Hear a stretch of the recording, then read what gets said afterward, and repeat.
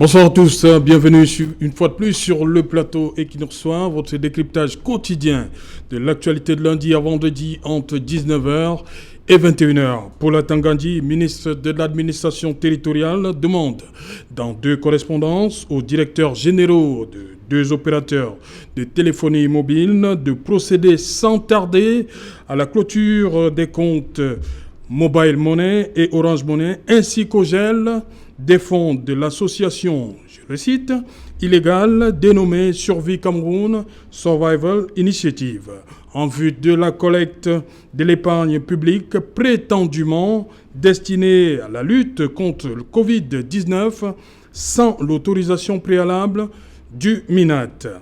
Face à ce que Maître Yondo Black qualifie d'acharnement irresponsable contre le professeur Maurice Kamto, l'avocat au barreau du Cameroun et ancien bâtonnier de l'ordre, oppose le fait qu'aucun texte de loi de la République n'interdit aux citoyens de s'organiser pour faire face à une mort certaine qui les guette. Ils ont le droit d'œuvrer, poursuit Maître Yondo Black, d'œuvrer pour leur survie. Aucune loi ne saurait les en empêcher. Madame, Monsieur, tout à l'heure à 20h, c'est la grande édition d'information qui vous sera présentée. Pas plus, Père Cédric Nouffelé. Tout de suite après, ce sera le débrief du journal et tout de suite, c'est le fait du jour.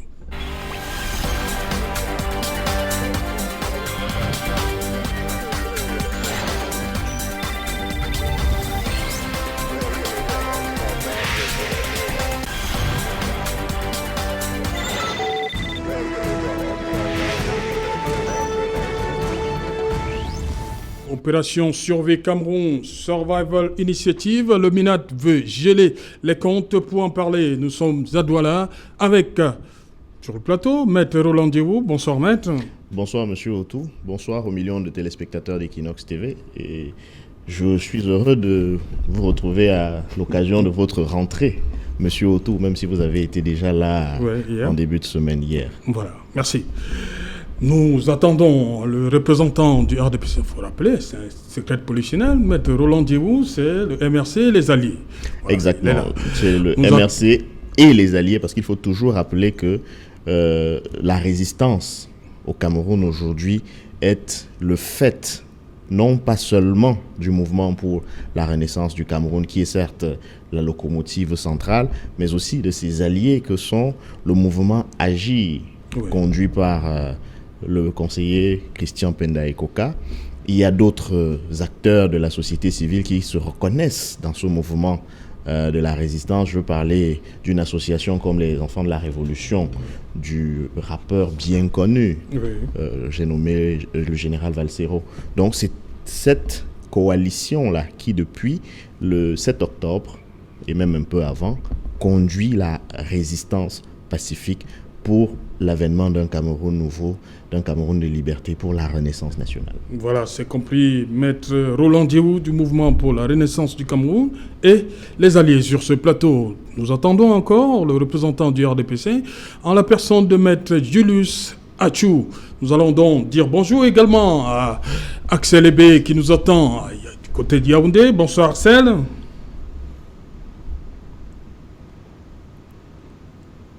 Axel Ebé, bonsoir.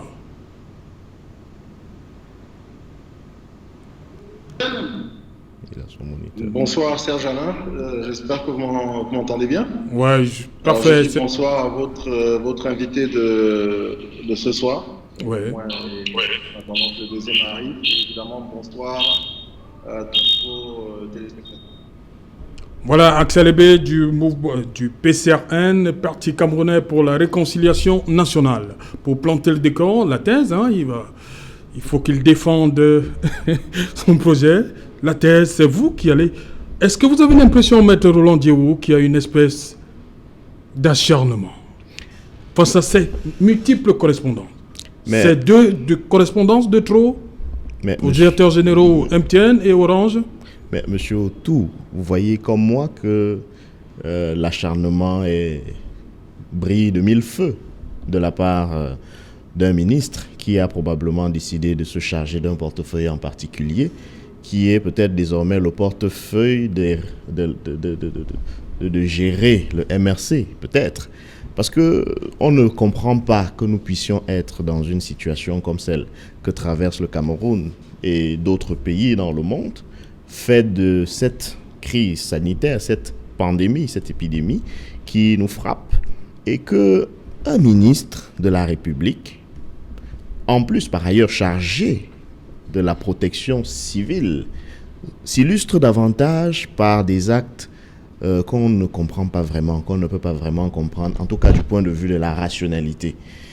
On se serait attendu à ce que ce ministre-là dise aux Camerounais quelle est la stratégie qu'il entend déployer dans le cadre des attributions de son ministère, notamment en termes de protection civile, pour que justement la stratégie globale du gouvernement puisse mieux s'emporter. Mais que non, qu'est-ce qu'on voit à la place? On voit l'acharnement de ce même ministre, non même pas sur les initiatives qui pourraient, selon la logique de ce ministre-là, être en contrariété avec cette fameuse loi de 1983 qu'on est allé exhumer pour les besoins de la cause, mais parmi ces initiatives-là, une en particulier, celle dont l'initiateur a été le professeur Maurice Kamto, le président élu. On a vraiment, et c'est aujourd'hui tout à fait visible par tout le monde, même ceux qui ne sont pas très avertis de la scène politique, qu'il y a comme une sorte d'acharnement, et cela ne grandit pas. Ne grandit pas le gouvernement. Cela ne grandit pas l'idée de la République, de la chose publique, de la res publica. Cela ne grandit pas non plus l'image que nous projetons, non seulement vis-à-vis de nos concitoyens, mais aussi à ceux qui observent, qui regardent comment le Cameroun fonctionne. Vous voyez bien que partout ailleurs, on a prêché par le consensus. On a essayé de trouver le plus possible les ponts et pas des murs. Les ponts pour que les différents segments de la société, notamment politique, puissent trouver ensemble les meilleurs moyens de venir à bout de cette pandémie.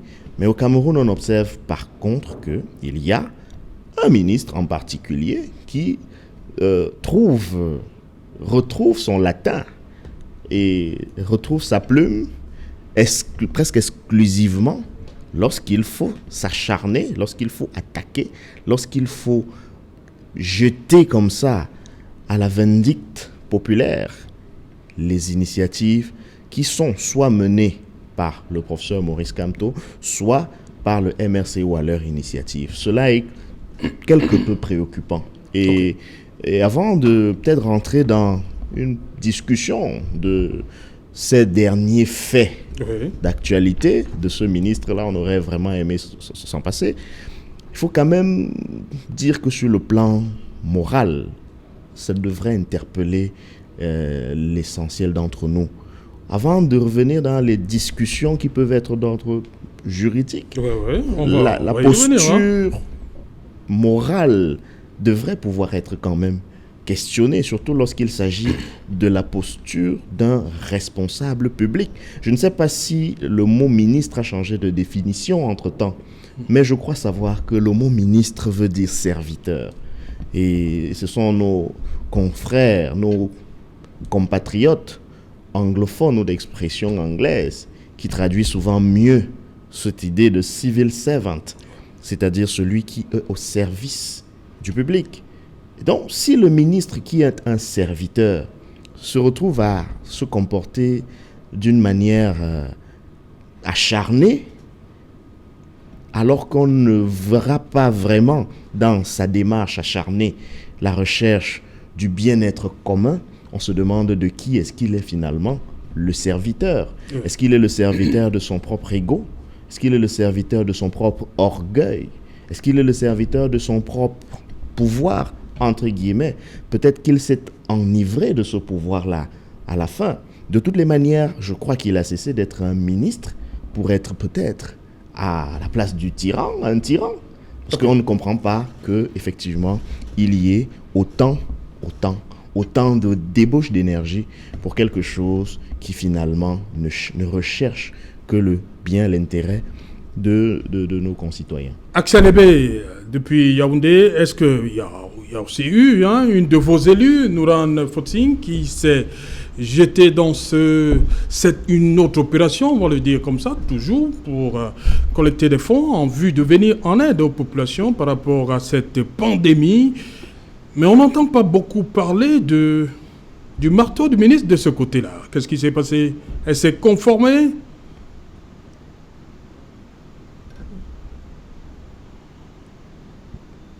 Est-ce que vous m'entendez? Oui. Je disais déjà, lorsque vous dites qu'on n'entend pas beaucoup parler du ministre de ce côté-là, je vous trouve un peu gentil parce que l'honorable Nouran Fotsing a également reçu des remerciements de la part du MINAT et même de la part du ministre du Travail. Qu'allait-il chercher là? Je ne sais pas très bien, mais Grégoire Ouna, le ministre, s'est également permis d'avoir une adresse à son endroit afin de lui demander justement de revoir sa copie dans ce sens-là. Mais bon, en fait, j'ai entendu des choses très intéressantes de la part de Maître Djéou. Maître Djéou, oui. C'est vrai qu'en temps de guerre, je pense parce que nous sommes dans une guerre sanitaire, je pense qu'il est vraiment important que chacun puisse prendre ses responsabilités pour essayer d'apporter sa pierre à l'édifice. Ça ne vaut peut-être pas grand-chose à l'échelle d'un État, mais chacun doit pouvoir se donner les moyens d'entrer dans cette lutte pour justement remporter la bataille. Maintenant, pour revenir sur cette guerre lancée par, je ne sais d'ailleurs pas lancée par qui, entre la guerre entre le gouvernement et le MRC, du moins l'association. Vous pensez que c'est un acharnement, Axel Ebé? C'est un acharnement? Je ne sais pas s'il y a acharnement, mais j'aimerais quand même que dans le camp du gouvernement, qu'il y ait le même son de cloche. Parce que je commence à me poser pas mal de questions. Déjà, il y a eu leur patron, le président de la République, qui a fait une sortie lors de l'élection traitant le MRC de petit parti. Et je suis assez surpris de voir qu'aujourd'hui, les membres de son équipe gouvernementale passent autant de temps à gérer donc le cas d'un petit parti. Bon, quand ce n'est pas le MINAT qui publie un courrier qui se retrouve, je ne sais trop comment, sur les réseaux sociaux, c'est le ministre Grégoire Ouna qui poste des tweets, on va même jusqu'au professeur Famed Nongo qui met tout son art et sa science au service d'une attaque un peu puérile à mon sens, parce qu'il a quand même rédigé plus d'une dizaine de pages, d'ailleurs de très très grande qualité, c'est dire si n'est pas professeur en sémiologie qui veut, mais qui peut. Mais j'aurais aimé voir son talent dans des études scientifiques plutôt que dans une petite guéguerre, parce que pendant ce temps, les Camerounais meurent. Pendant ce temps, les Camerounais sont contaminés par le coronavirus, et je pense qu'il y a urgence. Donc je crois que pour une fois, d'ailleurs ce sera sans doute pas la première fois dans l'histoire de notre nation, mais probablement dans l'histoire de notre génération, pour une fois, il nous faut nous réunir. Il faut vraiment une unité, une solidarité nationale pour pouvoir vaincre cette pandémie. Parce qu'elle ne s'attaque pas à des RDPcistes, à des MRCistes, à des PCRnistes ou à des SDFistes, mais elle s'attaque bien aux Camerounais. Pire encore, elle s'attaque à l'espèce humaine. Donc c'est une guerre à l'échelle mondiale où tous les humains doivent être du même côté. Je pense que dans les deux camps, il faut vraiment revenir à de meilleurs sentiments. Et bon, j'espère qu'on va bien se rendre compte que ce qui a sauvé là, c'est l'espèce humaine, et pas un parti ou un gouvernement et autres. Ok. Mendiou, oui. Voilà, Mendiou, revenons sur... parce que le ministre utilise, depuis que cette affaire a commencé, des termes, on va commencer, il insiste sur une association illégale, dénommée Survie Cameroun. Illégale. une association illégale. Alors, est-ce que vous avez fait le nécessaire pour être à la page de ce côté-là, avec l'AT? Je crois que le MINAT s'est empressé d'aller un peu vite en besogne. Lui, il parle de l'association Survie Cameroun, en lui accolant le substantif illégal. Nous, on parle de l'initiative Survie Cameroun. Et c'est vraiment là toute la différence. Une association est une personne morale, un regroupement de personnes. Une initiative, ce n'est pas du tout cela. Ce n'est pas du tout la même chose. Je vais peut-être convoquer une image que beaucoup d'entre nous connaissons. Si M. Otou décide d'aller dans son village et que je lui dise, y allant, est-ce que tu peux ramener un présent que je souhaitais offrir à ma mère qui elle aussi est au village? Est-ce que vous pouvez me l'emporter avec vous? Est-ce que M. Otou et moi avons créé une association? Je crois que non. Mais M. Otou peut parfaitement m'aider à conduire ce cadeau à la personne que je vise, sans être une société de transfert de colis, sans être même une société de transfert d'argent d'ailleurs, puisqu'il peut s'agir de l'argent. Et M. Otou n'ira jamais demander une autorisation pour pouvoir recevoir cette somme que j'entends remettre à ma mère. Ça, c'est premier niveau. Je prends un autre cas. S'il se trouve que son village a été sinistré et qu'il décide, même sans nous dire, d'aller là-bas apporter une assistance, qu'est-ce qui empêche que d'autres personnes, au lieu d'avoir à se déplacer elles-mêmes, disent à M. Otou, ok, comme tu y vas, emporte avec toi nos dons pour faire face à ce sinistre. Est-ce que M. Otou serait en train d'appeler à la générosité de ceux qui se sentent concernés par la tragédie? Il n'a appelé personne en fait. C'est chacun qui s'est senti conscient de ce qu'il pouvait faire et a trouvé en lui le canal par lequel il pouvait passer pour apporter son assistance. Je prends ces deux figures pour vous dire qu'on tape sur du vent en fait. Il n'y a pas eu en quelque sorte une organisation dont l'objectif serait d'appeler les Camerounais à lui donner de l'argent en vue de faire ci ou de faire ça. Le fait que cela s'appelle initiative veut dire que un citoyen camerounais, un leader d'opinion, a appelé ses concitoyens à un sursaut de conscience et a proposé, ou d'ailleurs s'est proposé de coordonner éventuellement la réalisation de cet objectif commun. C'est donc pour ça qu'en droit on parlera de sui generis. Oui. Ce n'est pas une notion qui existe à la base. Et donc quand on va chercher dans le droit des associations, c'est un peu faire fausse route de notre point de vue. Et c'est tout le problème. C'est tout le problème parce que à ce moment-là, le principe de la nécessité fait que on ne se préoccupe pas d'abord de savoir quelle est la forme.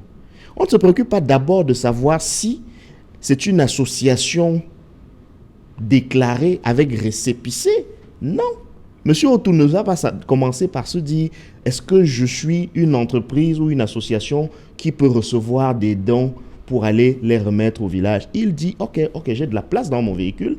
D'accord, mettez et j'irai. Maintenant, si la démarche était une autre, si la démarche consistait pour monsieur Otou à aller de porte en porte ou de bureau en bureau voir ses collègues pour leur dire, bon, écoutez, moi j'ai envie de faire telle ou telle chose. Remettez-moi vos dons et j'irai. Il serait en train de solliciter. Vous voyez la démarche? Quand vous allez vers des gens, vous sollicitez leur générosité. Dans le cas d'espèce, vous avez parfaitement vu que personne n'est jamais venu toquer à votre porte, monsieur Otou, pour vous demander de contribuer à l'initiative Survie Cameroun Survivor.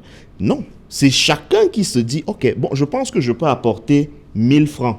Je fais ça comment? On lui dit, ok, si vous pensez que vous avez 1000 francs à apporter, Voici le canal par lequel vous pouvez mettre dans la cagnotte votre contribution. Voilà. Si vous êtes à l'étranger, voici les moyens de paiement disponibles pour ça. Mais personne ne vient vous dire agissez ou n'agissez pas. C'est vraiment sur une base libre et volontaire. Voilà. Et justement, le président du Management Committee SCSI, Christian Pendey-Coquin, il dit, pour corroborer à ce que vous dites, l'initiative, pour donner le nom, l'initiative de solidarité populaire et non partisane. Tout à fait.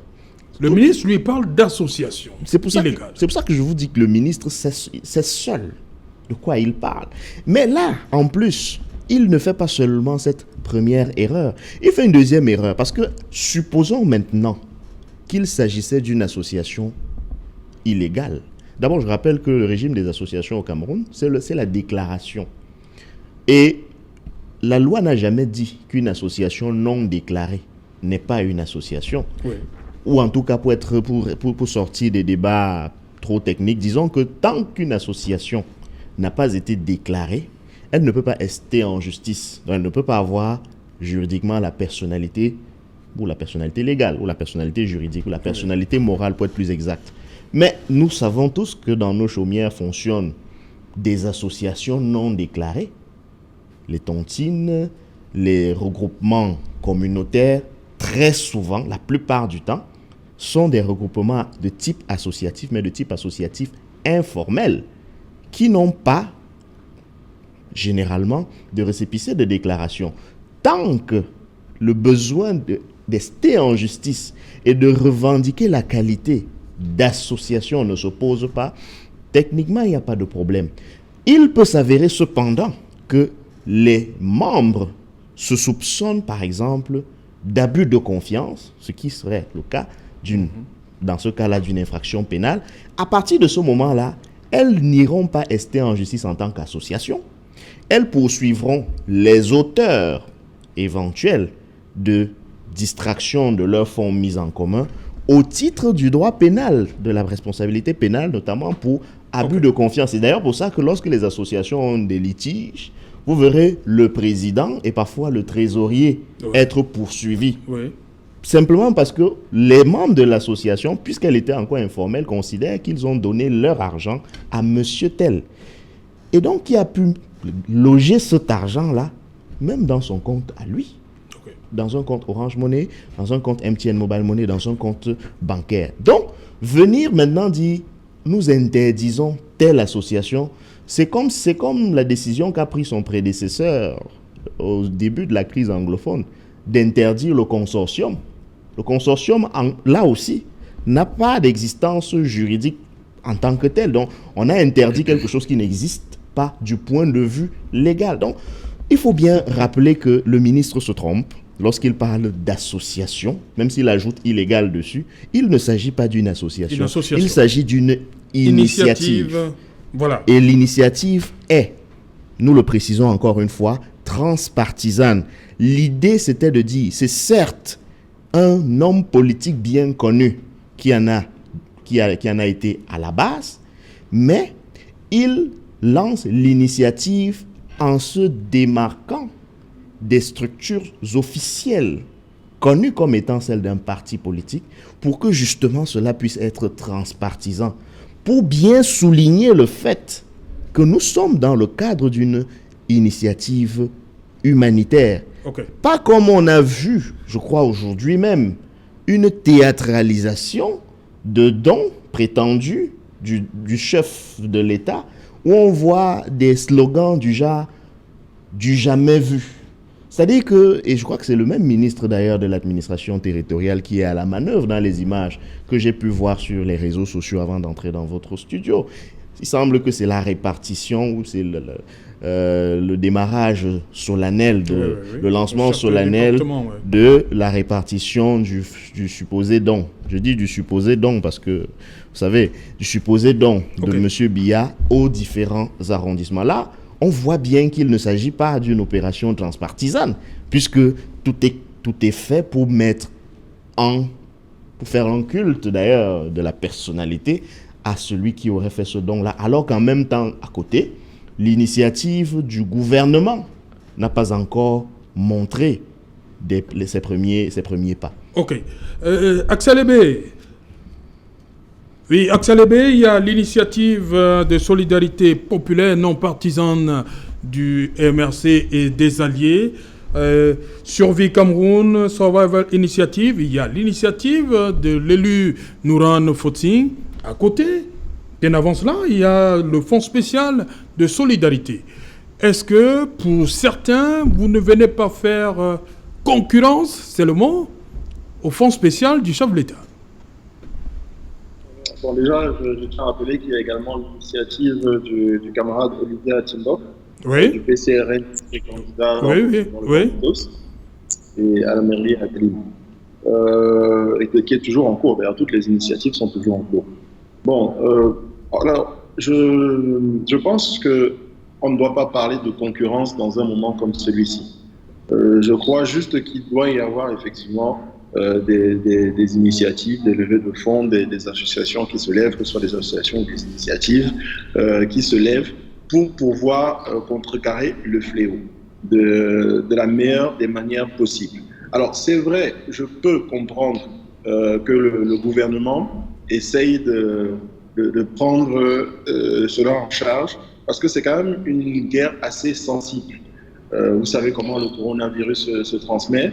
Donc peut-être qu'on pourrait penser que le gouvernement, qui est donc garant de notre santé, de notre sécurité, tout ce que vous pouvez imaginer, sécurité financière, comme santé, sécurité sanitaire, donc, peut-être qu'on pourrait penser qu'ils veulent, centraliser tout ça pour justement mieux prendre ses responsabilités. Mais qu'à cela ne tienne, nous ne sommes pas dans une concurrence. Je crois que c'est le président Kadra Libi du PCRM qui l'a dit il n'y a pas très longtemps. Il a dit « L'un n'est plus à la parole facile ». Il est vraiment temps de prendre chacun ses responsabilités. On prend les responsabilités chacun à sa manière. Il y a un livre qui a le vent en poupe en ce moment, c'est La peste d'Albert Camus, où à la fin du livre, qui parle d'ailleurs d'une pandémie mondiale, à la fin du livre, les deux protagonistes se demandent comment est-ce que on peut restaurer la paix sociale après une pandémie. Le résultat, du moins, la réponse est évidente, c'est la solidarité en fait. C'est-à-dire que c'est vivre ensemble, c'est en fait pouvoir aider son prochain du mieux qu'on peut. Et je crois que la plupart des initiatives qui vont dans ce sens-là, moi je pense qu'elles peuvent être à saluer. Maintenant, attention, il faut quand même savoir que nous avons affaire à un ministre de l'administration territoriale qui a ses informations, qui enquête, qui a tout un ministère et pas mal d'agents autour de lui. Donc, il faut également prêter attention à ce qu'il fait et se poser les bonnes questions. Peut-être lui accorder un minimum de crédit, le laisser faire ses enquêtes. Je ne sais pas trop pourquoi il voudrait arrêter l'initiative dont on parle aujourd'hui. Mais bon, comme il a d'ailleurs voulu arrêter l'initiative de l'honorable Fotsing, qui a d'ailleurs entraîné une correspondance de sa part à l'endroit du ministre, et même qui l'a poussé à aller rencontrer le ministre de la Santé également. Donc oui, bon, je pense que il a sans doute ses raisons. Et bon, tout ce que je réclame vraiment, c'est que j'appelle aux deux camps à plus de responsabilité, qu'on se retrouve vraiment et qu'on se rend compte que le mal est parmi nous, en fait. Je crois qu'on est déjà à plus de 1000 cas dans le Cameroun. Chaque jour, j'entends qu'il y a 80 cas de plus, et je crois que ces cas sont sous-estimés parce qu'on les détermine en fonction de ce qu'on peut savoir, c'est-à-dire en fonction des tests qui sont peu nombreux. Ce n'est pas spécifique au Cameroun, c'est le cas dans le monde entier. Mais quand on sait que la contamination de ce virus est 1 pour 2, ça veut dire que si tu as un contaminé, tu en as probablement 2 autres. Donc si on vous dit que chaque jour, il y a 50 ou 100 de plus, ça veut dire qu'on est à 100, 150 de plus chaque jour. Donc je veux dire, la situation est tellement grave que peut-être que les deux parties, tous les partis doivent se rencontrer pour voir comment on génère une solidarité nationale autour du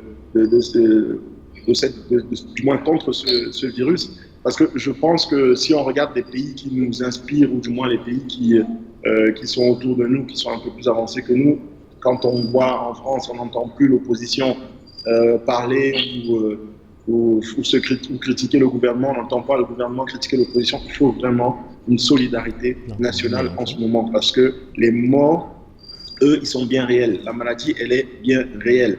Donc, il n'y a pas de spéculation à avoir là-dessus. Il faut vraiment qu'on se réunisse tous. C'est dans ce sens-là que le président Cabral avait pesé tout son poids pour pouvoir rencontrer le Premier ministre, qui a d'ailleurs accordé une entrevue à tous les partis représentés à l'Assemblée nationale. Nous avons déposé des propositions, plus de 80 propositions. Certaines d'entre elles ont été retenues.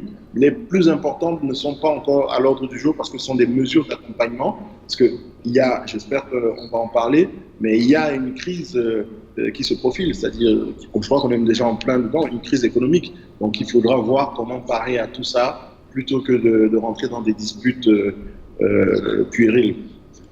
Ok. Mandio, vous voulez réagir avant que je ne revienne au texte du ministre? Non, je suis tout à fait, je suis globalement d'accord avec Axel Ebé. Je voulais juste simplement faire observer une chose, c'est que l'Occident n'est pas forcément l'exemple à suivre, parce que, contrairement à ce qu'il a dit, si on ne prend que le cas de la France, là-bas, Jean-Luc Mélenchon, par exemple, qui est un opposant bien connu, le président de la France Insoumise, avant même que le Premier ministre français, Édouard Philippe, ne présente son plan de déconfinement, avait déjà commencé à critiquer ce plan de déconfinement-là. Oui.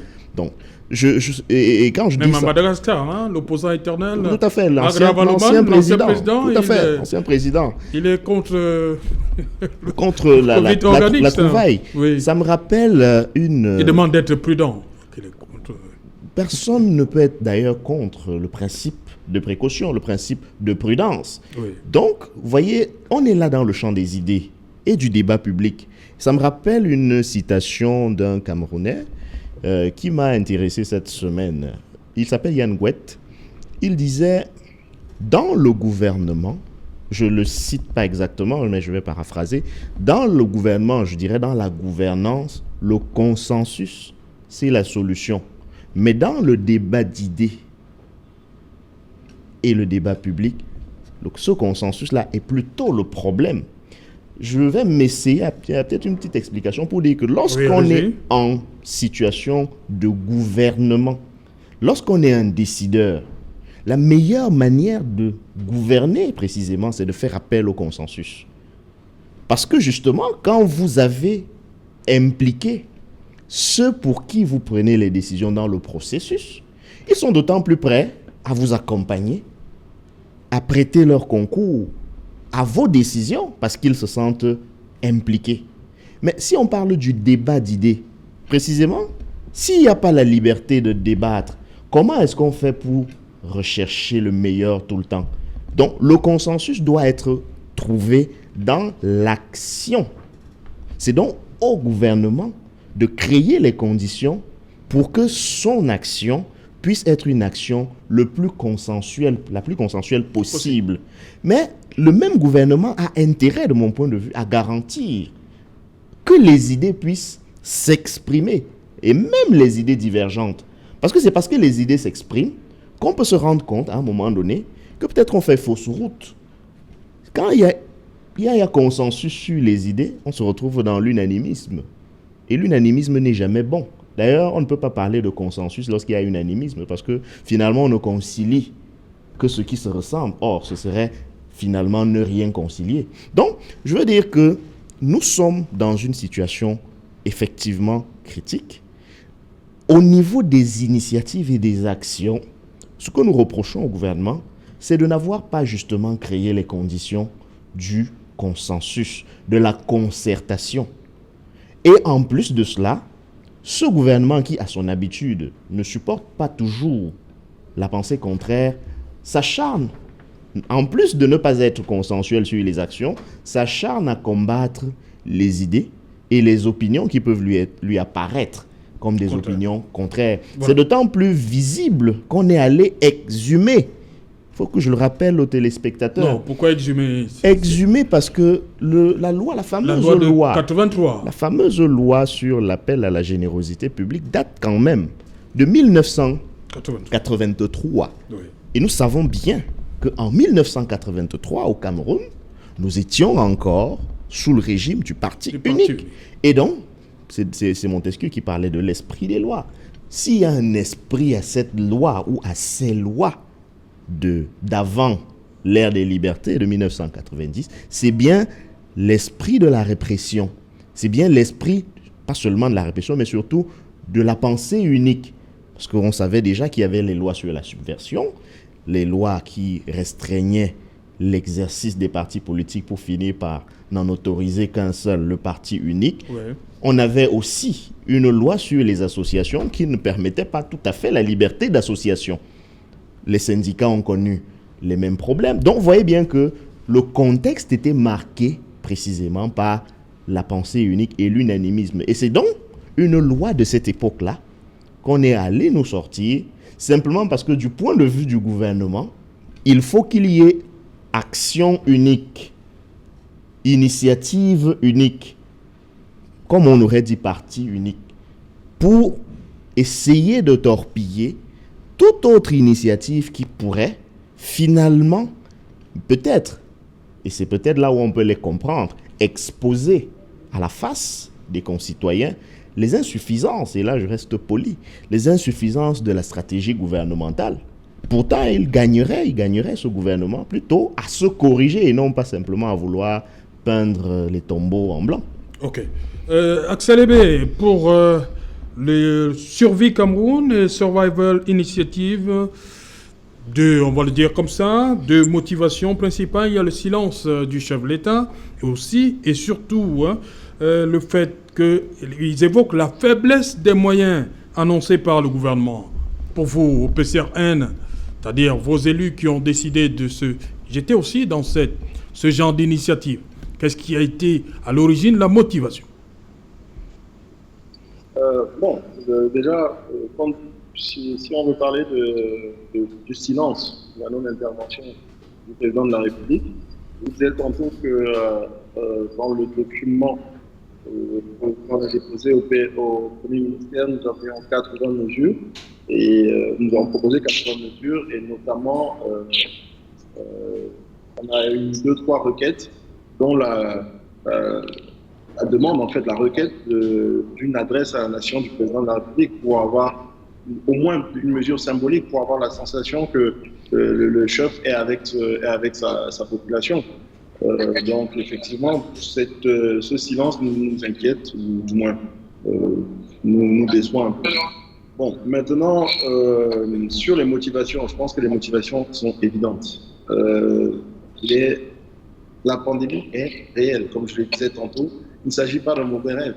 Donc, pour nous, ça a juste été évident de s'organiser du mieux qu'on pouvait. Vous avez parlé des initiatives de Nouran, il y a eu les initiatives d'Olivia Timbok, il y a eu également l'honorable Biba dans la Sanada maritime, il y a eu nos maires qui se sont déployés. Je pense que c'est évident de faire preuve de solidarité dans des moments comme ceux que nous vivons actuellement.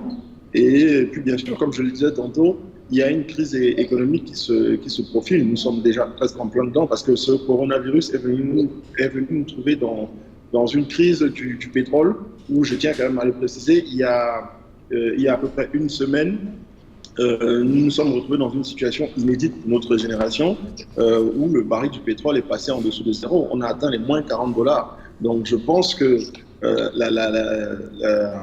la situation est extrêmement grave et je crois que pour un parti politique comme le PCRN qui tend à diriger la nation, il fallait évidemment faire preuve de solidarité. Il fallait évidemment être proche des Camerounais. On le dit tout le temps.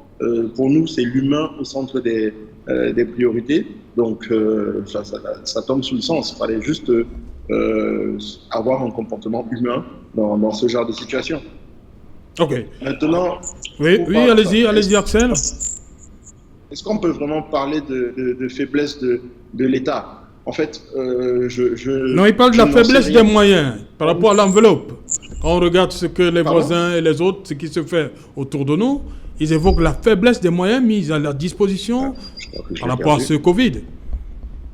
La faiblesse de l'enveloppe.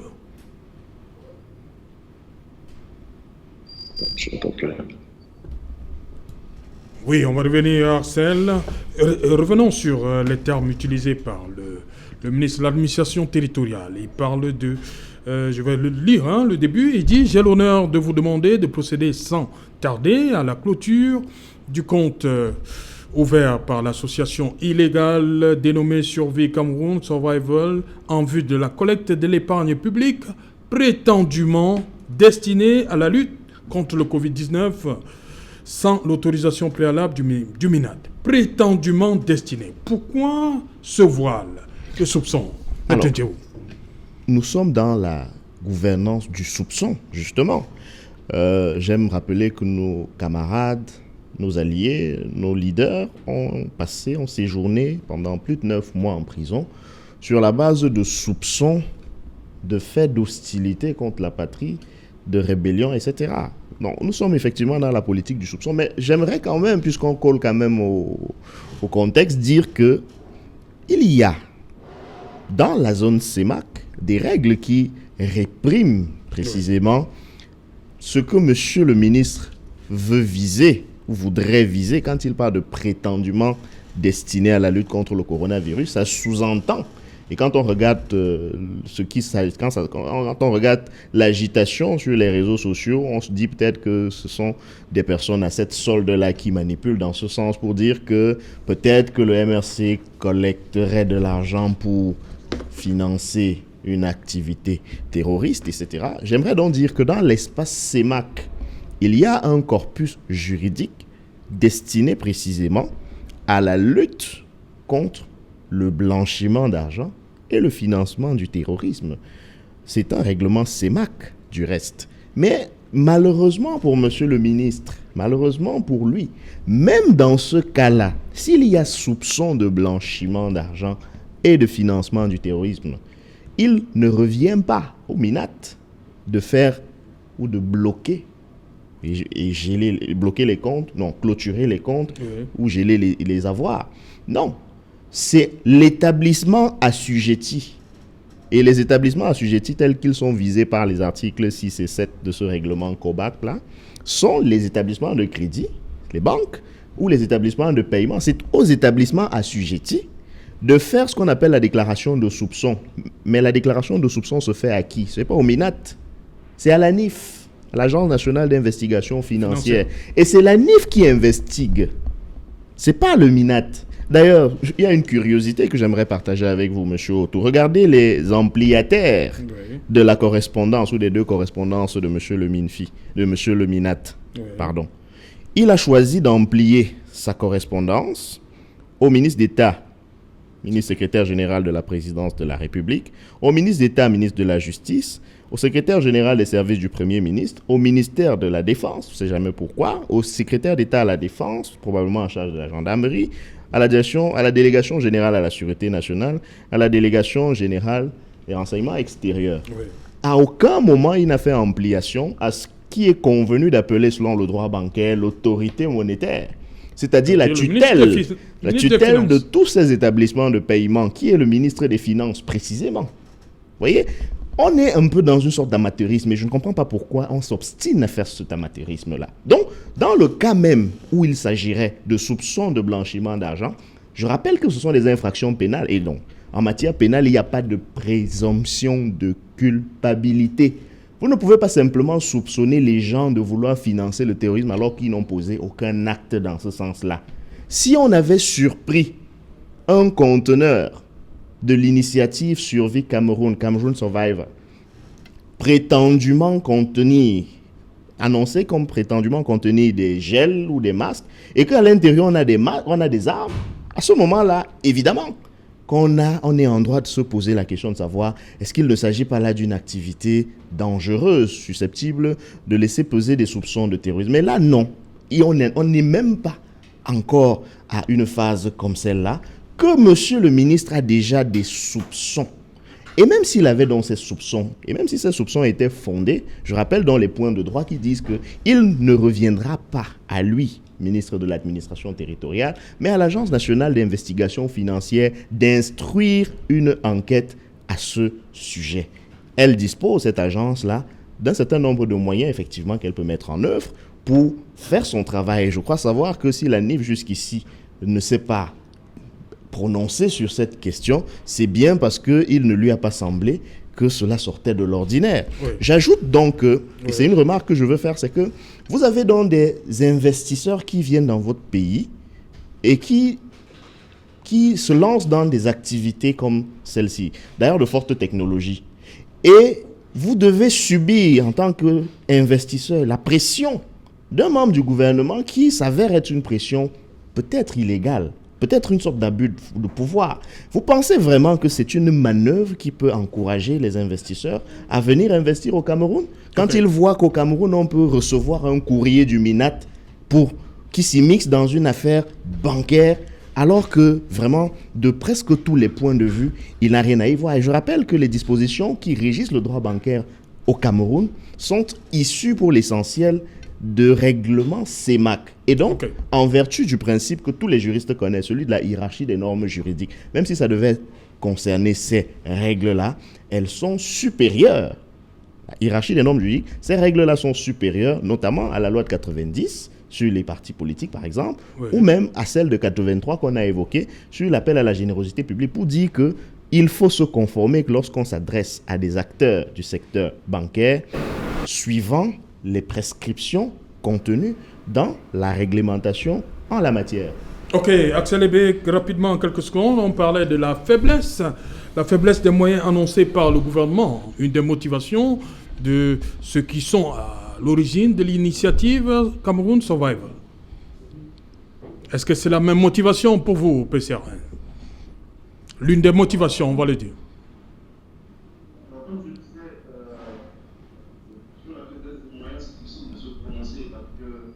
De toute façon, je pense que personne que l'État dans ce genre de situation. Mais nous tenons juste à jouer notre rôle, à jouer notre partition.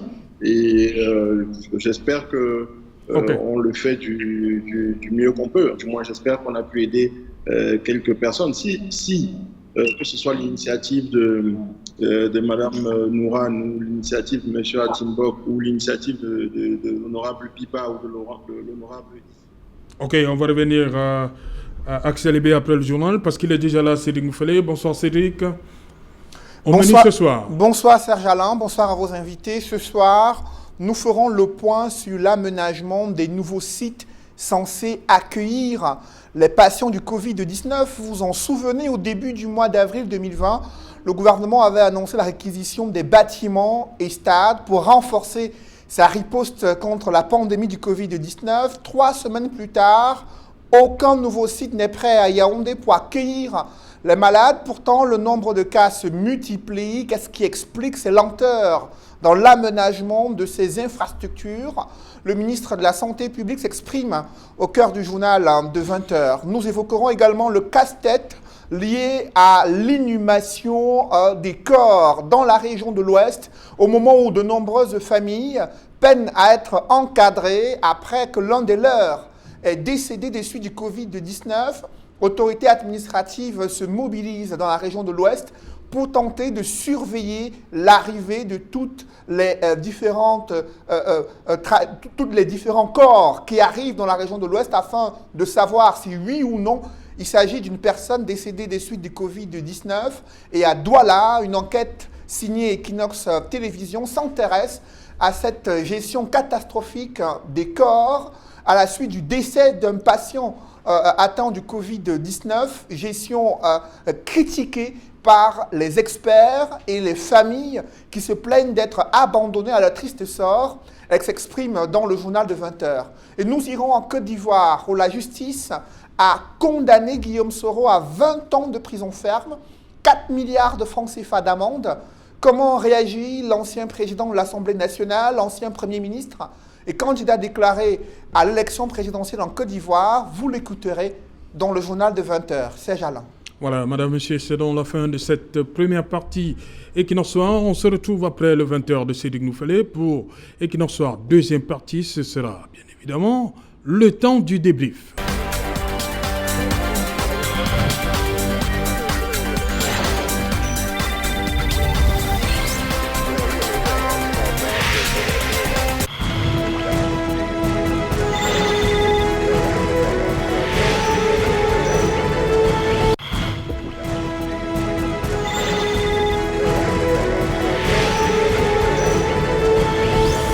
Retour sur le plateau Equinox Soir, nous sommes repartis, madame, monsieur, pour la deuxième partie réservée au débrief du journal, toujours en compagnie de nos deux invités, Axel Ebé du PCRN. Nous répondons depuis Yaoundé et sur ce plateau à Douala, Maître Roland Diou. Et nous avons, pendant le journal de Cédric Nouffelé, le 20h le plus attendu de la planète, nous avons reçu le message de Maître Barrister Achou qui s'excuse pour cette absence due à une urgence familiale. Barrister Achou qui devait être là sur ce siège pour affronter, on va le dire comme ça, Maître Roland Diou. Bonsoir une fois de plus, Maître Roland Diou. On commence par quoi?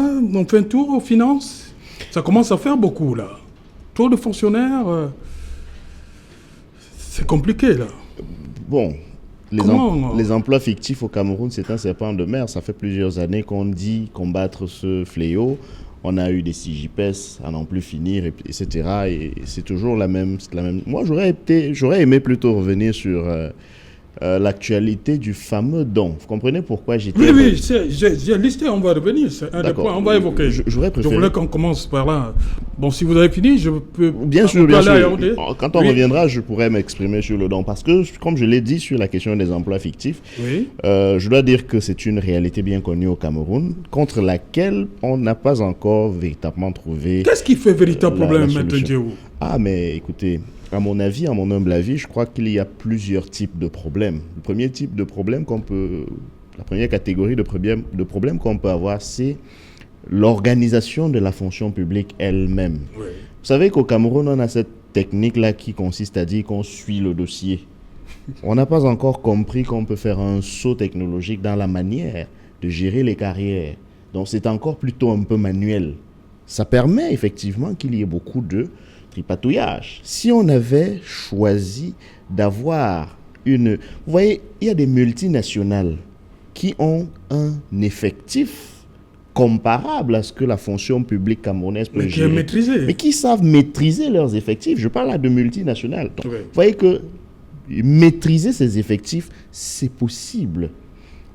Il y a le Sénadi au Cameroun qui était conçu pour permettre d'apporter des solutions techniques de cet ordre-là. On ne sait pas très exactement à quoi ils servent finalement.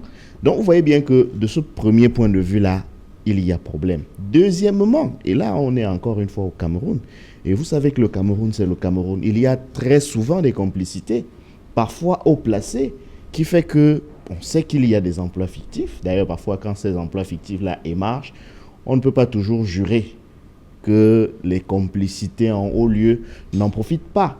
Donc, mais je reste réservé parce que, vous savez, c'est quand même des accusations. Donc, il peut y avoir ce type de complicité-là qui encourage finalement les emplois fictifs. Parfois, on a des temporaires, des emplois d'un certain type dont on ne sait pas vraiment ce qu'ils font dans la fonction publique, qui les payent, pourquoi, pour quel travail, etc. On a aussi des personnes qui ont parfois quitté le Cameroun, qui sont à l'étranger, mais qui continuent d'avoir leur salaire, qui passe à la fin du mois. Il y a toutes ces choses-là qui montrent vraiment qu'au Cameroun, on a de sérieux problèmes. Si on n'arrive pas à gérer ne serait-ce que son personnel, c'est-à-dire que vous êtes chef d'entreprise et vous ne savez pas qui est employé, qui ne l'est pas, vous débloquez chaque fin du mois un chèque pour payer les salaires, mais vous ne savez pas les salaires de qui est-ce que vous payez. Ok. Axel Ebé, depuis Yaoundé, 9000 agents suspendus, parmi lesquels les enseignants, des personnels médicaux et des douaniers. Alors que depuis de nombreuses années, on nous parle de l'assainissement du fichier sur l'État. Pourquoi aujourd'hui on parle encore? Aujourd'hui, on parle de 9000 suspendus. Qu'est-ce qui se passe réellement? je pense que de toute façon, je vais pas revenir sur tout ce que Maître Djemou relevait, parce qu'il a très probablement besoin sur les choses.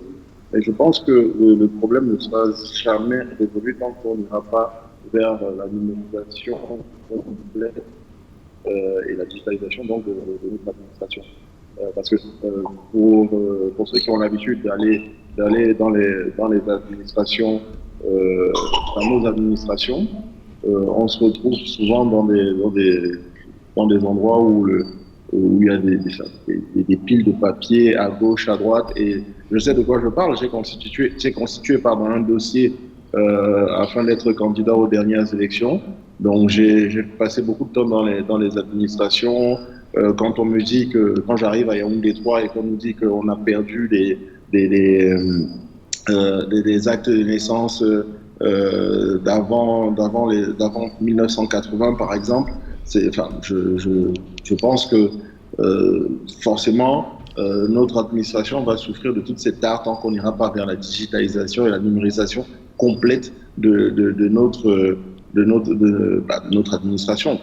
Donc bon, c'est bien beau de suspendre, mais je pense qu'il est temps de trouver des solutions concrètes et réelles pour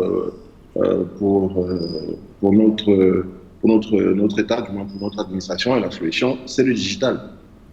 Voilà, je reste avec vous. Il y a ce don du chef de l'État en direction des 360 communes. Votre commentaire, à vous. Déjà, comme d'habitude, le don. Je ne sais pas trop ce qu'on met dans don. Parce que si, justement, on va débattre. Cette notion de don, qu'est-ce que ça peut vouloir dire? Si déjà c'est un homme qui a réussi à faire un don aux 360 communes de Cameroun, c'est qu'il est quand même assez riche. Hein, c'est impressionnant à voir. Peut-être que tout à l'heure, en première partie, vous nous interrogez sur nos motivations dans nos collectes et oui, dans les dons que nous aussi on veut constituer. Peut-être que lui aussi il a constaté la faiblesse de l'État et qu'il a décidé de venir personnellement en aide à l'État du Cameroun. Qu'est-ce que j'en sais? Bon, trêve de plaisanterie, je pense qu'il est peut-être temps déjà d'arrêter avec ce genre de qualificatif là. Et ensuite, bon, si je vous le disais tantôt, le plus important actuellement c'est l'humain. Si ces dons permettent de prendre en charge les Camerounais qui pourraient avoir à souffrir du Covid, bon, c'est déjà une bonne chose. Et j'espère qu'ils nous permettront à nous aussi de faire notre part, que chacun puisse faire sa part comme il entend et de la meilleure des manières possibles. Voilà, Maître Djemou, vous voulez justement revenir sur ce don? Oui, j'ai souri tout à l'heure quand j'ai entendu Axel Ebé. Il a eu une formule très ironique que j'ai bien aimée. Il faut être sacrément riche pour effectivement faire ce type de don pour tous les arrondissements du Cameroun. Mais lorsqu'on a abordé la question dans la première partie de l'émission, M. Autou, j'évoquais que j'ai utilisé le qualificatif de prétendu don. Parce que lorsque vous voyez sa mise en œuvre, on ne sait plus très bien qui est-ce qui fait le don. On voit tout un ministre de la République se déployer pour distribuer le don d'un privé. Si on veut bien rester dans cette logique, c'est-à-dire que considérons... On parle du don du chef de l'État. Oui, le chef de l'État agit en qualité de chef de l'État, même de fait, ou alors est-ce qu'il agit en qualité d'individu? S'il agit en qualité de chef de l'État, il ne s'agit donc pas d'un don. Oui. Il s'agit de fonds publics. À partir de ce moment-là, parler de don, c'est une sorte d'escroquerie. Parce que ce n'est pas un don. Lorsqu'on ne peut pas vous offrir votre propre argent, M. Autou. On ne peut pas vous dire qu'on vous a fait don de votre chemise. Ce serait quand même un peu curieux que vous acceptiez qu'on vous dise ça. C'est comme si vous m'avez donné votre chemise, je suis blanchisseur. Vous me dites, lavez-moi cette chemise. Quand je finis de la laver, je dis, je vous fais don de votre chemise. C'est pas sérieux. Parce que les fonds, précisément, c'est nous, c'est le Cameroun qui met cela à la disposition de l'État. Ce sont nos ressources naturelles. Ce n'est pas la propriété d'un individu. Donc, S'il a pris ce qu'il offre dans sa cagnotte personnelle, alors oui, il s'agira d'un don, et non d'un don privé. Donc là, on parle du don de Paul Biya. De M. Biya, effectivement. Oui. Et donc, ce ne serait pas différent d'un don de M. Otou, de M. Diou, etc. Mais j'imagine mal M. Otou faire un don et l'armée transporter ce don. Je ne vois pas comment cela se ferait dans ce pays. Or, vous voyez, les camions de l'armée chargés des cartons de savon pour aller les dispatcher dans les 10 régions, avec une cérémonie où on voit des gouverneurs, des ministres venir se charger de la logistique. C'est-à-dire que l'État du Cameroun est au service de la logistique d'un privé qui veut faire un don. On a vu des milliardaires faire des dons. C'est-à-dire que M. Jack Ma aurait pu lui aussi réquisitionner l'armée du Cameroun pour distribuer ses dons. Donc, il y a cet amalgame-là qui, quand même, est d'un mauvais genre. Mais restons sur les préoccupations essentielles. Gardons l'humain, précisément, au centre de nos préoccupations pour dire simplement que sur la forme, effectivement, on peut avoir ces éléments-là qu'on peut remettre en cause. Mais si ça peut aider, vous savez, même quand on critique la gouvernance d'un régime comme celui du Cameroun, un pont, une école de construite servira toujours. Ce n'est pas parce qu'on critique, ce n'est pas parce qu'on reproche à ce gouvernement sa façon de faire, sa médiocrité avérée, qu'on va refuser d'accepter qu'une école soit construite finalement. Donc, au bénéfice de ce que je viens de dire, oui, même si c'est une escroquerie sur le plan de la forme, si ça peut aider, que ça aide. Mais je vous fais observer que pendant que le supposé don de M. Biya est à l'œuvre, le fonds de solidarité, lui, il est tout à fait au point mort. C'est parce ce qu'il en est. On attendra peut-être de voir quel sera le déploiement logistique aussi de ce fonds de solidarité-là en son temps. C'est pour ça que nous disons que M. le ministre de l'administration territoriale doit vraiment se concentrer sur des choses importantes. Okay. S'il est l'agent logistique d'un privé pour transporter les dons, il faut qu'il le dise et que cela se sache. Comme ça, les privés, eux aussi, quand ils auront des dons à faire dans les contrées parfois reculées, comme au nord Makombe, voyez, pourraient demander à Tangandji, dans ces conditions-là, de réunir aussi toute la logistique qu'on a vue au service du don du privé Biya pour permettre à ces privés-là aussi de faire parvenir ces dons-là au cœur du pays. Maître Roland Diou, une question vraiment précise. Cameroun, initiative survival, comme vous l'appelez. Cameroun survit jusqu'à quand les contributions, au regard des chiffres que nous tous nous connaissons, est-ce que l'heure n'est pas à l'action déjà? Qu'est-ce qui est fait déjà par rapport à tout ce qui a été récolté jusqu'ici? Alors, sur la question de la gestion opérationnelle de l'initiative Survie Cameroun Survivor, je crois qu'il faut dire que, premièrement, actuellement, au moment où je vous parle, il y a des actions de préparation qui sont en cours. Je vais vous dire par exemple que s'il faut distribuer des gels, on ne va pas se lever du jour au lendemain et vous distribuer des gels. Il faut qu'ils existent, il faut qu'ils soient commandés. Les masques, il faut qu'ils soient confectionnés, etc. Donc c'est ce travail préparatoire-là qui est en train d'être fait actuellement. Et ce travail-là, pendant qu'il est en train d'être fait, n'empêche pas que les cotisations, que les contributions se poursuivent, comme nous pouvons le voir d'ailleurs au quotidien. Je crois que nous sommes à peu près à 680 000 € de collectés. Lorsqu'on regarde la page, le site internet qui rend compte en temps réel de cela, c'est peut-être ce qui agace un peu certaines personnes parce que... Le montant dérange? Peut-être pas, je ne sais pas le montant qui, à mon avis, agacerait les gens. Oui. C'est la transparence, parce que vous savez très bien que lorsque vous utilisez les moyens nouveaux de collecte, les contributions sont visibles au fur et à mesure qu'elles s'agglutinent. Oui. Donc, il est difficile pour ceux qui ont ce genre d'initiative de mentir sur le montant après. Donc, il y a une transparence avérée au minimum en ce qui va concerner les contributions. Et donc, je pense, même si je ne suis pas la personne la plus indiquée, voyez-vous, pour parler de cette initiative-là, je pense qu'il y a un travail de fond qui est en train d'être fait et que les premières actions concrètes ne tarderont pas à se faire voir dans les jours à venir. Justement, je pose la même question à vous, Axel Ebé, vos camarades qui ont décidé eux aussi de se lancer dans ces initiatives-là. Où est-ce qu'on en est aujourd'hui? Est-ce que c'est déjà le temps de l'action? Oui, je pense que vous avez pu voir les descentes de terrain de nos différents camarades du PCRN, notamment qui était encore hier ou avant-hier dans le sud-ouest. Elle est passée dans le centre, elle a distribué masques, gel, fait de la prévention, évidemment.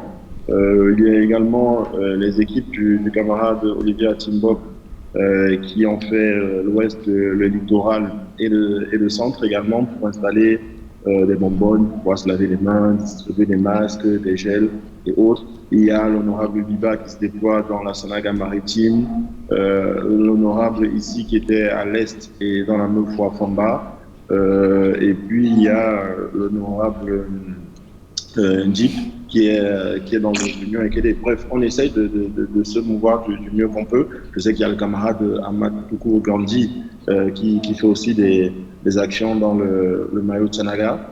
On essaie d'apporter notre pierre à l'édifice. Bon, dans l'ensemble, il s'agissait surtout de faire de la prévention et de distribuer ce qui est entré dans le quotidien des Camerounais, c'est-à-dire du gel, du savon, de l'eau et bien sûr les masques. Donc, pour répondre à votre question, nous sommes donc déjà sur le terrain et le temps de l'action est déjà venu. Ok, voilà, Maître Roland Djéhouj, on reste sur cet aspect.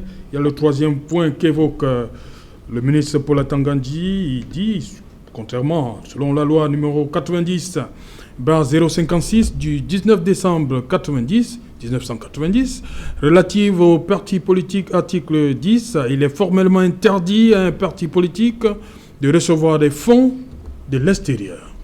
Est-ce que Initiative Survival reçoit des fonds de l'extérieur? Alors, si c'est même un parti politique. Voilà, il faut donc demander à l'auteur de la dite correspondance d'être un peu plus précis finalement. Il commence par s'attaquer à ce qu'il appelle une association illégale.